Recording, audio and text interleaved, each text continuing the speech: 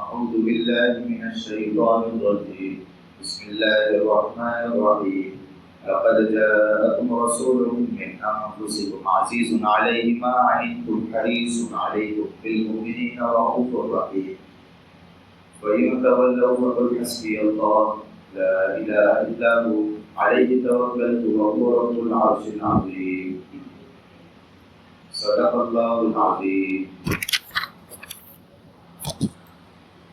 قابل احترام بزرگوں اور دوستوں، گزشتہ درس میں یہ بات چل رہی تھی آپ صلی اللہ علیہ وسلم کے ولادت سے پہلے بہت سارے واقعات پیش آئے، جس میں اصحاب فیل کا واقعہ بھی میں نے بتایا تھا کہ ابراہ کا لشکر یہ مکہ پر کعبے کو اٹھانے کے چڑھائی کے ارادے سے نکلا، کیونکہ اس نے اپنا مصنوعی کعبہ اپنے علاقے میں بنایا تھا اس نیت سے کہ لوگ بیت اللہ جاتے حج کرنے کے لیے تو ہمارے یہاں آنا چاہیے، اس لیے اس نے اپنے علاقے میں کیا بنایا تھا؟ کعبہ بنایا۔ پھر عرب کو یہ بات پسند نہیں آئی، انہوں نے آ کر کعبے میں گندگی پھیلا دی، اس کو غصہ آیا کہ میرے کعبے کو نقصان پہنچایا، اس نے ارادہ کیا کہ وہ والے کعبے کو کیا کرنا ہے؟ ختم کر دیں، تو پھر میرے کعبے کی عزت۔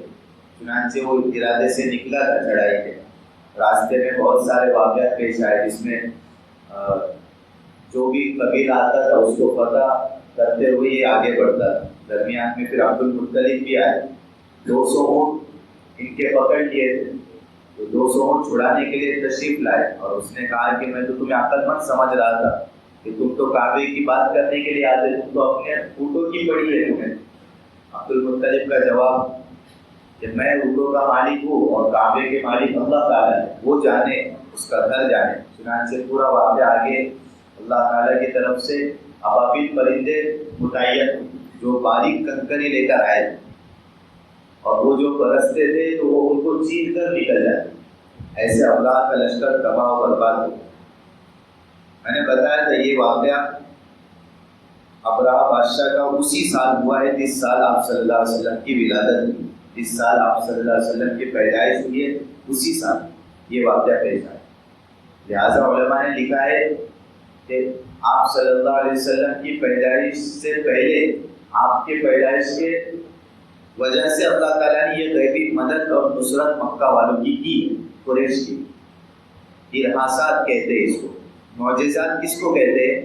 آپ صلی اللہ علیہ وسلم نے نبوت کا دعویٰ کیا، اس کے بعد جو ایسے واقعات پیش آئے جو خلاف عادت ہو، یعنی قدرت کے خلاف ہو کائنات کے، ان واقعات کو معجزات کہتے ہیں۔ جیسے مثال کے طور پر آپ صلی اللہ علیہ وسلم کے ہاتھوں سے پانی کا چشمہ جاری ہو جانا، آپ صلی اللہ علیہ وسلم کے لیے درخت کا آنا اور نبوت کی گواہی دینا، یہ جتنے واقعات ہیں، فرشتوں کا نزول آپ صلی اللہ علیہ وسلم کے لیے جنگ بدر میں، ان کو معجزات کہیں گے، اس لیے کہ نبوت کے دعوے کے بعد پیش آئے تھے۔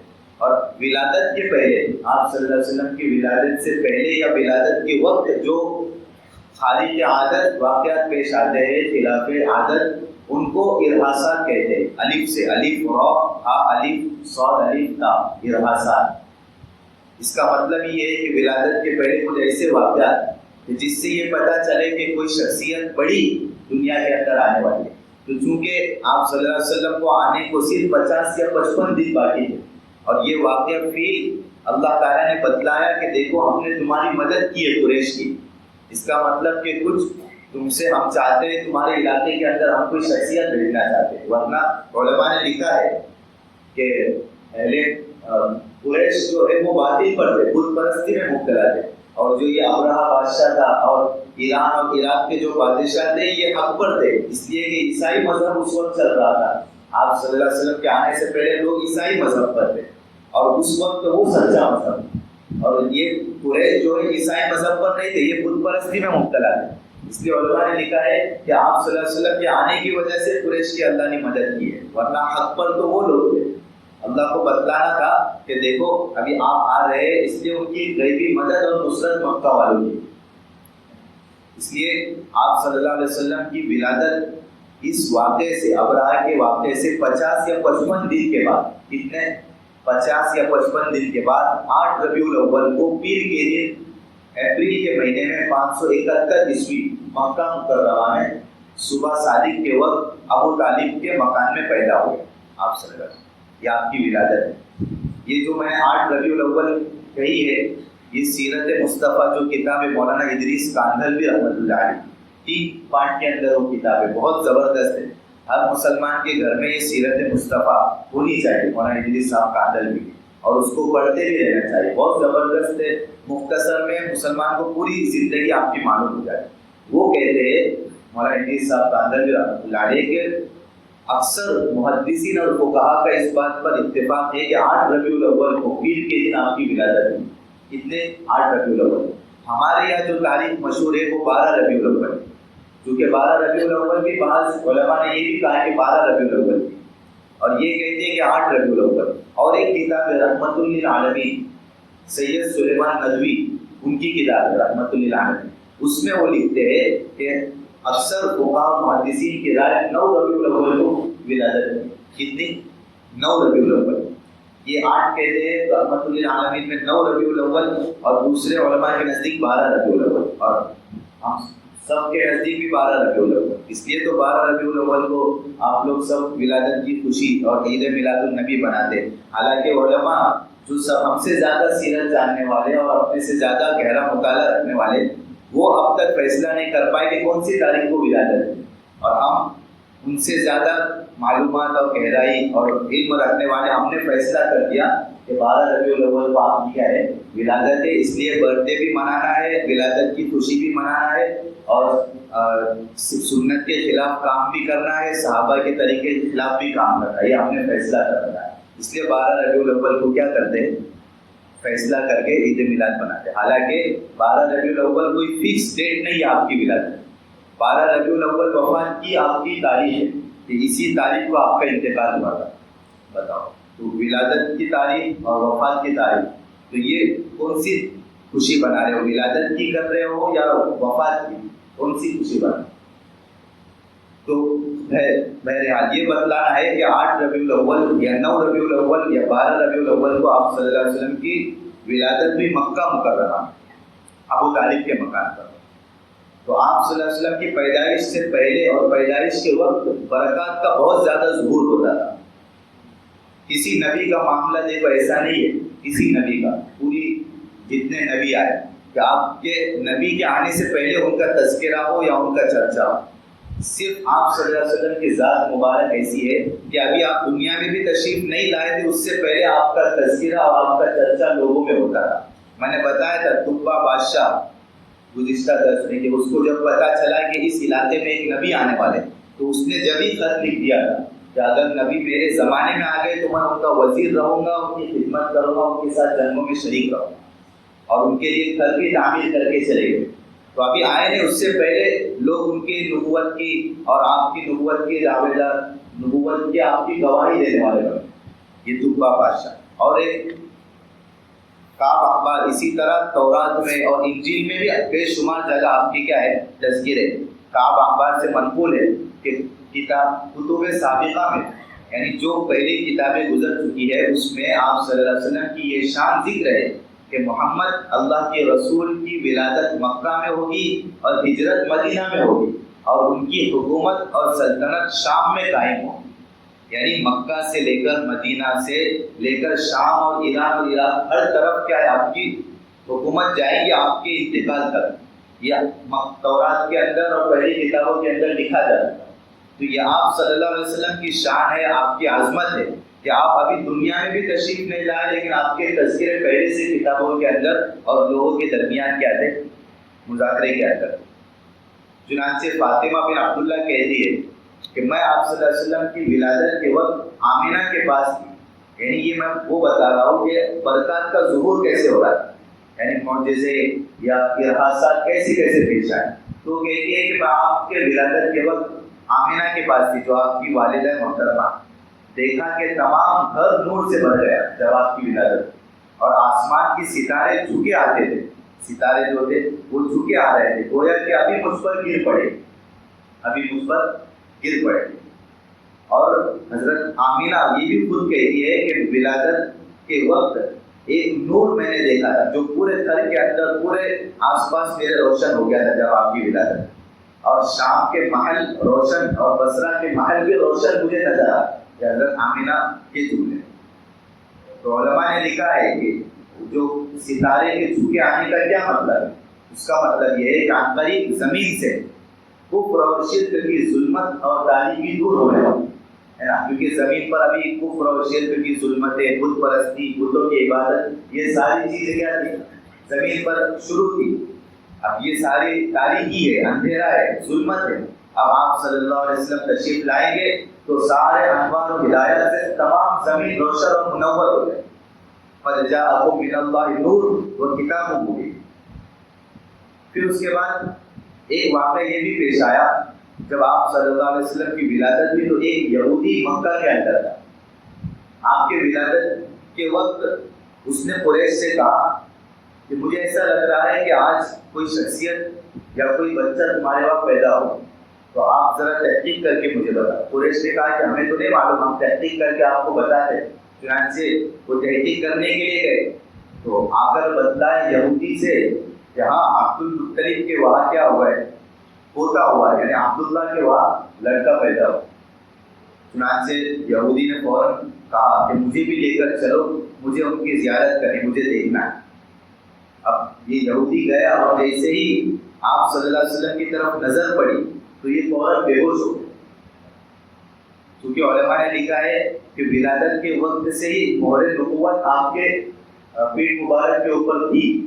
بعض کہتے ہیں کہ پہلے سے نہیں تھی، بعد میں شق صدر کے وقت ہوئی، لیکن بعض علماء کہتے ہیں کہ ولادت کے وقت سے نبوت کے مہر پیٹھ پر تھی۔ تو اس نے جیسے ہی دیکھا بے ہوش ہو یہ فوراً اس کی آنکھ کھلی اور یہ کہنے لگا کہ اے قریش اور ہائے افسوس، بنی اسرائیل سے نبوت چلی گئی، بنی اسرائیل سے نبوت چلی گئی اور بنو اسماعیل میں منتقل ہو گئی، ہے نا۔ اسماعیل علیہ السلام کے جو نبوت جو خاندان چلا ہے اس میں آپ صلی اللہ علیہ وسلم کی پیدائش ہو گئی، اور یہ یہودی چونکہ بنی اسرائیل تھے، موسیٰ علیہ السلام کے ماننے والے، یوسف علیہ السلام کے، تو وہ کہنے لگے کہ بنو اسرائیل سے نبوت چلی گئی، اب سلسلہ کس میں چلے گا؟ بنو اسماعیل۔ تو میں نے بتایا تھا اسی حسد کی وجہ سے ان کو نبوت پر ایمان لانے سے وہ کیا ہے، باز رہے۔ چنانچہ اس نے پھر سارے قریش سارے اپنے علاقے میں جا کر یہ بات کیا کر دی، پھیلانا شروع کر دی۔ تو ایوان ہے۔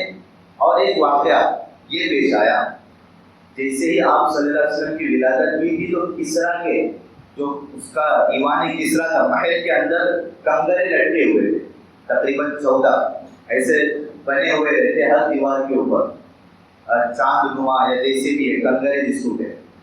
اور جیسے ہی آپ کی ولادت ہوئی تو کسریٰ کے 14 کنگرے ٹوٹ کر نیچے گرے، اور نہر ساوا ایک نہر چلتی تھی وہ خشک ہو، اور فارس کے اندر ایک آتش کدہ تھا، آتش کدہ جہاں مجوسی لوگ اپنے فائر ٹیمپل جس کو کہتے ہیں، جہاں آگ جلاتے ہیں اور اس کی عبادت کرتے ہیں، کیونکہ مجوسی آگ کی پوجا کرتے وہ لوگ۔ تو فارس کے اندر جو آگ جلتی تھی وہ 1000 سالوں سے جلتی تھی، آگ کی عبادت کرتے تو وہ آگ کو بجھنے نہیں دیتے، چنانچہ وہ آگ 1000 سالوں سے کنٹینیو چل رہی تھی، لیکن جیسے آپ کی ولادت میں اسی دن وہ 1000 سالوں کی آگ فوراً بجھ گئی۔ لوگوں کے اندر ایک کھلبلی مچ گئی، کیا واقعہ پیش آیا؟ کسریٰ یہ جو بادشاہ تھا ایران کا، یہ بھی پریشان ہو گیا اور اس نے سارے لوگوں کو جمع کیا اور پوچھنے لگا کہ کیا واقعہ پیش آیا جس کی وجہ سے یہ گر گئے اور فارس کا آتش کدہ بھی بجھ گیا۔ اس نے جمع کیا، لوگوں کو جمع کیا اور پوچھا کہ کون مجھے اس کی خبر دے گا۔ لوگوں نے کہا کہ علماء ایک عبد الغنی عبد المسیح ایک عالم صاحب ہے، وہ آپ کو کیا اس کی خبر دے گا۔ ان کو بلایا گیا، ان کی عمر بھی بہت زیادہ تھی اس وقت، تقریباً 150 کے قریب۔ جب ان کے سامنے واقعہ پیش کیا، انہوں نے کہا کہ میرے ماموں ثقیل وہ آپ کو اس کی خبر دیں، وہ فلاں علاقے میں رہتے۔ بادشاہ نے کہا کہ فوراً ان کے پاس پہنچو اور ان سے خبر لے کر آؤ۔ یہ عبد المسیح ان کے پاس گئے، اپنے ماموں کے پاس، اور جیسے ہی ان کے پاس پہنچے تو وہ ایک دم آخری حالت میں تھے، نزا کی حالت میں، آخری سانسیں ان کی چل رہی۔ ان کو آ کر دیکھ کر فوراً ان کی زبان سے یہ جملہ نکلا کہ تم میرے پاس اس لیے آئے ہو کہ تمہیں کسریٰ نے بھیجا ہے، اور تمہارے ادھر زلزلہ آیا جس سے 14 کنگرے ٹوٹ کر گرے ہیں، فارس کا آتش کدہ بھی بجھ گیا، اور یہ پوچھنے کے لیے آئے ہو کہ کیا واقعہ پیش آیا۔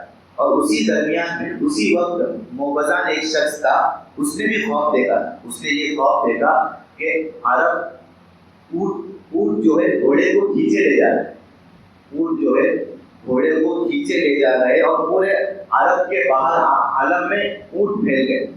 تو اس کی خواب کی تعبیر معلوم کی تو لوگوں نے کہا کہ عرب کے اندر سے کوئی بڑا واقعہ پیش آنے والا، کیونکہ اونٹ جو ہے عرب کی علامت تھی اور وہاں سے اونٹ نکلیں گے اور پورے عالم میں، شام میں، عراق میں، سب طرف پھیل جائے گا.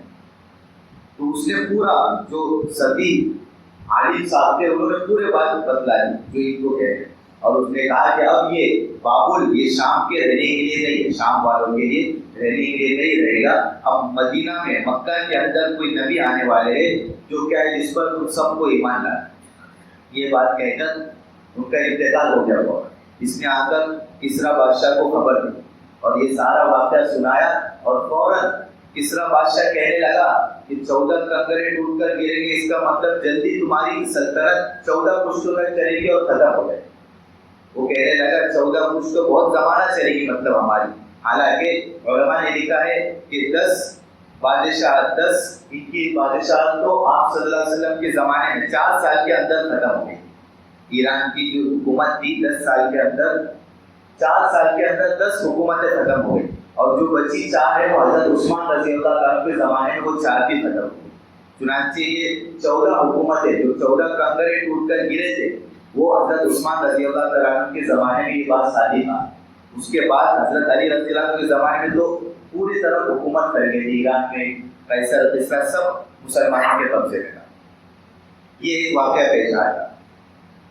اور یہ بات بھی دیکھو، جب قیصر اور کسریٰ یہ تو سپر پاور تھے اس وقت، پورے طرف ان کا تسلط تھا. وہاں عرب سے باہر جتنے علاقے تھے، شام، ایران، کسریٰ، فلسطین، افغانستان، جو بھی علاقے تھے سب طرف قیصر اور کسریٰ کا پاور تھا. لیکن مدینہ اور مکہ پر ان کا تسلط نہیں تھا، کیونکہ آپ صلی اللہ علیہ وسلم وہاں تشریف لے آنے والے تھے. اس لیے اللہ تعالیٰ کی طرف سے ایسا علاقہ آپ کے لیے منتخب ہوا جہاں کسی کی حکومت اور بادشاہت نہیں، جہاں کسی کا ظلم نہیں اور کچھ بھی نہیں، وہ علاقہ منتخب. اور جس وقت ایک اور بات یہ پیش آئی تھی، جس وقت آپ کی ولادت ہوئی، عبد المطلب وہ فرماتے ہیں کہ میں کعبے کے اندر تھا، کعبے کے اندر میں تھا، فوراً میں نے دیکھا کہ بت سارے گرنے لگے، جتنے بت تھے گرنے لگے اور سجدے عورتیں وہ سجدے میں گر پڑے.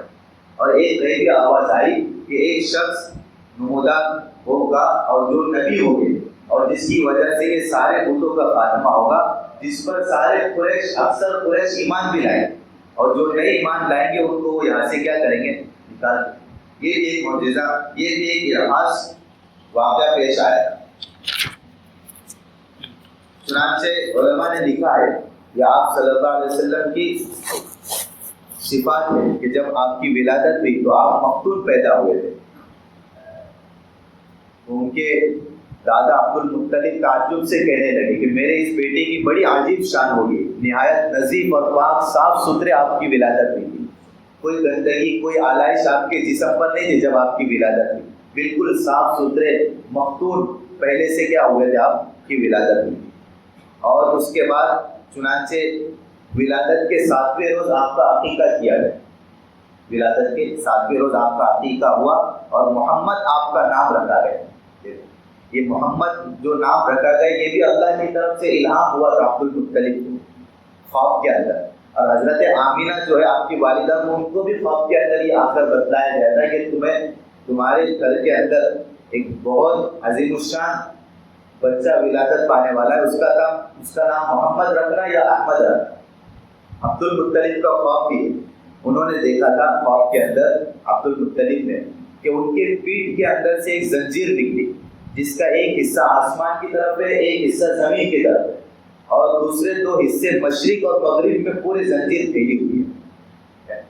اور انہوں نے دیکھا کہ وہ زنجیر فوراً درخت میں منتقل ہو گئی، اور ایسا ہر پتے سے اس درخت کے ایسی روشنی آ رہی تھی جیسے سورج کی زیادہ روشنی، سورج سے بھی زیادہ روشن وہ درخت تھا. اور مشرق اور مغرب کے لوگ اس درخت کو چمٹ رہے تھے. یہ خواب دیکھا اور بہت لوگ ان کی تعریف کریں.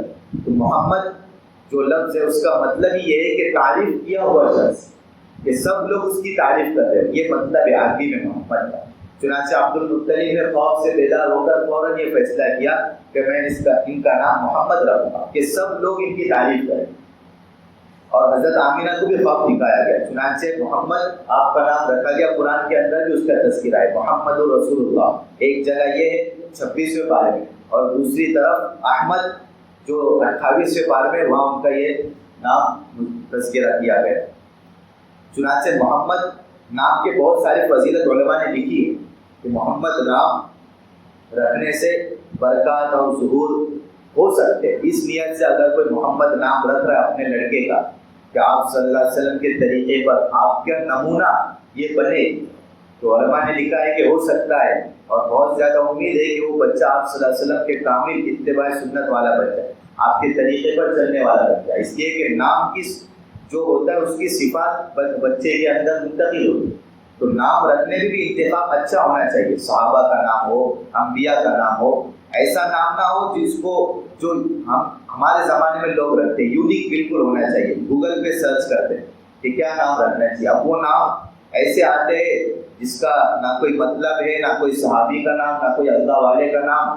وہ بالکل ہٹ کے ایسے نام بتاتے ہیں اور اس کا مطلب بھی بتا دے گا. گوگل تو ایسی چیز ہے، کوئی چیز سے آپ کو محروم نہیں رکھے گا. کچھ نہ کچھ بتا دے گا، یا تو خوشبو بول دے گا، یا نعمت اللہ کی بتا دے گا، یا بہت زیادہ نعمتوں والا جو بھی ہے مطلب وہ بتا دے گا. حالانکہ وہ مطلب اس کا رہتا نہیں. اس لیے علماء کے پاس جا کر بچوں کا نام منتخب کر کے رکھنا چاہیے. یہ نہیں کہ جو سب سے ہٹ کر ہمارا نام ہونا چاہیے ہمارے زمانے سے ایسا کرتے پر یہ نام تو بہت لوگوں کا رکھا ہوا ہے، اس لیے دوسرا کچھ ہو. پھر ایسا کرتے کرتے 7 دن 20 دن 1 مہینہ ہو جاتا، اب تک بچے کا نام ہی نہیں رکھا ہے. وجہ کیا ہے کہ اس کو ایسا نام ملنا نہیں جو سب سے آگے. اب وہ نام کا نام کوئی مطلب تو کہاں سے اس کی صفات منتقل ہوتا ہے. صحابہ کا نام ہے، انبیاء کے اتنے اچھے اچھے نام ہیں، وہ رکھیں گے تو کچھ صفات منتقل ہوگی. بلکہ بعض روایتیں ایسی ملتی ہے. سیرت البیہ جو کتاب ہے اس میں انہوں نے روایتیں نقل کی ہے کہ محمد نام رکھیں گے تو قیامت کے دن روایت میں ہے کہ اللہ تعالیٰ اعلان کریں گے کہ محمد جنت کے اندر چلے جاؤ. تو جتنے محمد نام کے ہوں گے وہ فوراً کھڑے ہوں گے اور جنت میں جانے لگیں گے، یہ کہہ کر کہ شاید مجھے پکار رہے ہو. آپ صلی اللہ علیہ وسلم بھی کھڑے ہوں گے، محمد نام آپ کا بھی ہے تو وہ بھی تشریف لے جائیں گے، اور جتنے محمد نام کے ہوں گے وہ بھی تشریف لے جائیں گے. تو آپ کے پیچھے پیچھے یہ سارے لوگ محمد نام کے جنت میں داخل ہو جائیں. ان کو روکا نہیں جائے گا کیونکہ انہوں نے آپ کے اتباع میں نام رکھا. اور بھی بہت ساری فضیلت ہے کہ جو محمد نام رکھے گا قیامت کے دن آپ صلی اللہ علیہ وسلم اس کی سفارش کریں. بلکہ بخاری کی روایت میں یہ تک ہے کہ میرے نام پر اپنے نام رکھو. آپ نے فرمایا میرے نام پر اپنا نام رکھو، ہاں میری کنیت مت رکھو. ابو القاسم، ابو ابراہیم، یہ آپ کی کنیت ہے، اس پر اپنے نام کنیت اپنی یہ مت رکھو، میرے نام پر نام رکھو. عقیقہ آپ کا ولادت کے 7ویں روز عقیقہ ہوا. عقیقہ بھی کرنا چاہیے، 7ویں دن مستحب ہے، سنت بھی ہے، کوئی ضروری واجب امر نہیں ہے. اگر لڑکا پیدا ہوا تو اس کی طرف سے 2 بکرے یا بکری، 2 مینڈے جو بھی ہے کر سکتے. اور لڑکی پیدا ہوئی تو 7ویں دن اس کی طرف سے 1 بکری یا بکرا اس کی طرف سے ذبح کر کے گوشت تقسیم کر سکتے، خود بھی کھا سکتے، لوگوں کو بھی کھلا سکتے. 7ویں دن کرنا ضروری نہیں ہے، مستحب کرنا چاہیے، افضل ہے، بہتر ہے، کیونکہ آپ کا بھی 7ویں دن ہوا تھا. اور اگر 7ویں دن کسی کا نہیں ہوا تو موت سے پہلے کی کبھی بھی کر سکتے. عقیقہ اپنا کہ معلوم نہیں تھا ابھی یاد آ رہا ہے تو ابھی بھی کر سکتے. کوشش یہ کرنی چاہیے کہ 7ویں دن ہمارا بعد میں بھی عقیقہ ہونا چاہیے. اس کا اندازہ کیسے لگا سکتے کہ اگر ہماری پیدائش جمعہ کے دن ہوئی تو اگلے جمعہ کے پہلے دن جمعرات کے دن اپنا کیا ہے عقیقہ کر لو، تو اس حساب سے 7واں دن وہ ہو جائے. 7 14 21 ایسا کرتے کرتے اپنی جس دن پیدائش ہوئی تھی جمعہ کے دن مثال کے طور پر یا جو بھی دن، تو اس کے اگلے دن کے 1 دن پہلے اس دن عقیقہ کر لو. یہ بھی کوئی ضروری نہیں ہے، کوئی بھی دن کر سکے، لیکن یہ کیا رہے گا افضل رہے گا، بہتر طریقہ ہے. ٹھیک ہے. اور 7ویں دن اپنے بچے کے بال جو ہے پورے کیا کریں منڈا ہے، اور اس کے برابر کیا ہے چاندی یا اس کے برابر وزن چاندی کا کر کے یا سونا صدقہ کر دے، یا اس کی رقم کیا کر دے صدقہ کر دے. یہ بھی سنت اور مستحب عمل ہے، کرنا چاہیے. چنانچہ ولادت کے بعد 3-4 روز تک آپ کے والدہ حضرت آمینہ نے آپ کو دودھ پلایا. پھر اس کے بعد 3-4 روز بعد ابو لہب کی آزاد کردہ باندی سویبہ نے آپ کو دودھ پلایا. ابو لہب کی ایک باندی تھی سویبہ، صوبیہ لفظ نہیں ہے، یہ غلط ہے. سویبہ اس کا اصل صحیح نام ہے، یہ اس کا صحیح پروننسیشن ہے، سویبہ. آپ کی ولادت کی خوشی میں جب آپ کی ولادت ہوئی تو ابو لہب آپ کے چچا تھے، تو بہت زیادہ خوش ہوئے، اور اتنی زیادہ خوشی ہوئی کہ جو باندی تھی ان کے پاس، ان کو انہوں نے انگلی سے اشارہ کر کے آزاد کر دیا کہ مجھے اتنی زیادہ خوشی ہے کہ میں نے کیا کر دیا، مجھے آزاد کر دیا. چنانچہ علماء نے لکھا ہے کہ خواب میں دیکھا ابو لہب، چونکہ دعویٰ نبوت کا دعویٰ کیا تو اس کے بعد سب سے پہلے آپ پر پتھر برسانے والے اور تکلیف پہنچانے والا کون تھا؟ ابو لہب تھا. ایمان بھی نہیں لائے اور سخت تکلیف میں پوری موت ہوئی. تو یہ تو فیصلہ تھا، تبت یدا ابو لہب پوری صورت نازل ہوئی قرآن کے اندر. اللہ کی طرف سے یہ عبرت ہے کہ قیامت تک ہر بندہ لعنت بھیجتے رہے گا ابو لہب. تو جہنم کا فیصلہ تو پکا ہے. لیکن جس علماء نے لکھا ہے کہ ابو لہب کے انتقال کے بعد کسی نے خواب میں دیکھا ابو لہب کو، پوچھا کہ کیا حالت ہے، تو کہنے لگا کہ بہت زیادہ جہنم کے اندر سخت تکلیف ہے، لیکن جس دن آپ کی ولادت کے وقت میں نے باندی کو اس انگلی سے اشارہ کیا تھا، اتنی انگلی کے بقدر مجھے پانی دیا جاتا ہے. اتنی انگلی، مثال کے طور پر اتنا پانی مجھے دیا جاتا ہے جس سے میں پانی پیتا ہوں. حضرت عباس فرماتے میں نے خود بھی دیکھا خواب کیا ہے کہ ابو لہب ہے، اور میں نے پوچھا کیا حالت گزر رہی ہے، تو ابو لہب کہنے لگا کہ سخت تکلیف ہے، لیکن پیر کے دن تھوڑی عذاب میں مجھے کیا ہو جاتی ہے، تکلیف ہو جاتی ہے. اس کی وجہ کیا کہ آپ کی ولادت کی خوشی میں نے کیا کیا تھا، باندی کو آزاد کیا تھا، اس لیے یہ میری کیفیت ہے. چنانچہ سویبہ نے آپ کو کچھ دنوں کے لیے دودھ پلایا، اور حضرت حمزہ جو آپ صلی اللہ علیہ وسلم کے رضائی بھائی ہوتے، اسی لیے کہ سویبہ نے حضرت حمزہ کو بھی دودھ پلایا. تو آپ صلی اللہ علیہ وسلم اور حضرت حمزہ چچا بھی ہوتے ہیں اور رضائی بھائی بھی ہوتے ہیں، لہٰذا سویبہ کے پاس کچھ دن آپ رہے. علماء کا اس بات میں بھی اختلاف ہے کہ سویبہ مسلمان ہوئی تھی کیا. تو علماء نے لکھا ہے، حافظ ابو مندہ نے، کہ یہ صحابیات میں سے مسلمان بھی ہوئی تھی اور آپ پر ایمان بھی لائی، اور صحابیات میں سے یہ بنی تھی. اس لیے آپ صلی اللہ علیہ وسلم ان کا بہت اکرام کرتے تھے. جب مکہ سے مدینہ ہجرت کر کے چلے گئے تھے تب بھی آپ صلی اللہ علیہ وسلم ان کے بارے میں پوچھتے رہتے تھے کہ سویبے کی کیا حالت ہے، کیا کیفیت ہے. ان کو انعام اور ہدیے بھی دیا کرتے تھے. فتح مکہ کے وقت جب مکہ میں آپ داخل ہوئے تو آپ نے پوچھا سویبہ کے بارے میں، تو بتایا گیا کہ ان کا انتقال ہو گیا. ان کا ایک بچہ بھی تھا، ان کا بھی انتقال ہو گیا. چنانچہ آپ نے یہ بھی پوچھا کہ ان کا کوئی رشتہ دار، ان کے کوئی تعلق رکھنے والے موجود ہے، تو بتایا گیا کہ کوئی ان کا تعلق رکھنے والا بھی نہیں ہے. اس لیے کہ اگر ہمارے والدین کا یا ہمارے قریبی تعلق رکھنے والے کا انتقال ہو جائے تو ان کے رشتہ داروں کا، ان کے دوست و احباب کا ہمیں اکرام کرنا چاہیے. لہٰذا اس کے بعد سویبہ کے بعد حضرت حلیمہ سعدیہ نے آپ کو دودھ پلایا. حضرت آمینہ آپ کی والدہ، اس کے بعد سویبہ نے، پھر اس کے بعد حلیمہ سعدیہ. قریش کی اور عرب کی عادت تھی کہ جو بھی اپنے وہاں بچہ پیدا ہوتا جو بھی، تو ان کو دیہات کے علاقے میں بھیج دیتے تھے، اور دیہات کے علاقے میں جا کر وہاں کی عورتوں کو دودھ پلانے کے لیے اپنے بچے کو بھیج دیتے، تاکہ عرب دیہات کی آب و ہوا بہت اچھی تھی، اس میں بچہ تندرست بھی رہے گا، صحت بھی رہے گا، اور زبان بھی بہت زیادہ فصیح تھی دیہات میں، ہے نا. تو اس زمانے میں دیہاتوں کی زبان فصیح اور بلی ہوتی، لہٰذا وہاں جا کر بچہ طاقتور صحت مند بھی ہوتا اور زبان بھی اس کی فصیح ہوتی.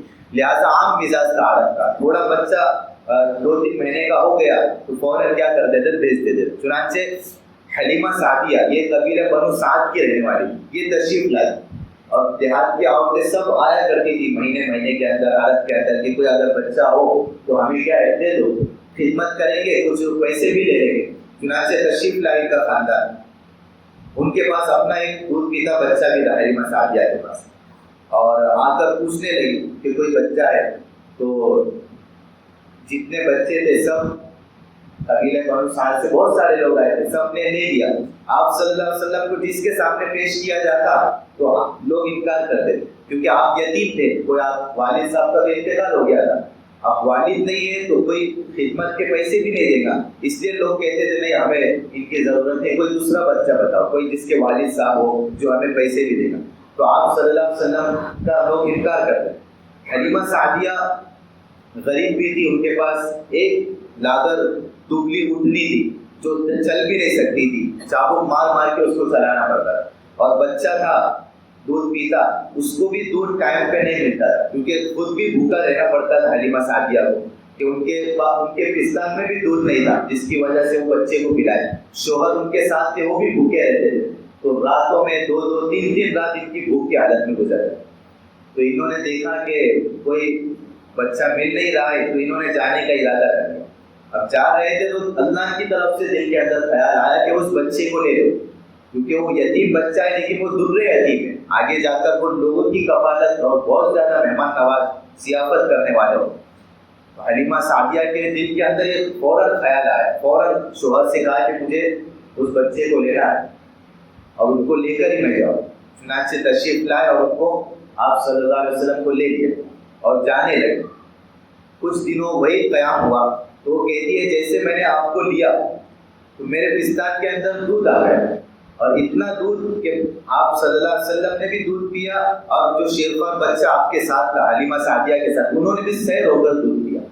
جو ان کے پاس بکریاں تھیں جو اس کے اندر بھی دودھ نہیں تھا، ان کے تھنوں کے اندر، جیسے ہی آپ کو لیا ہاتھ میں، وہ بکریوں میں سے جب دودھ نکالا تو خوب سیر ہو کر میں نے بھی پیا اور میرے شوہر نے بھی پیا۔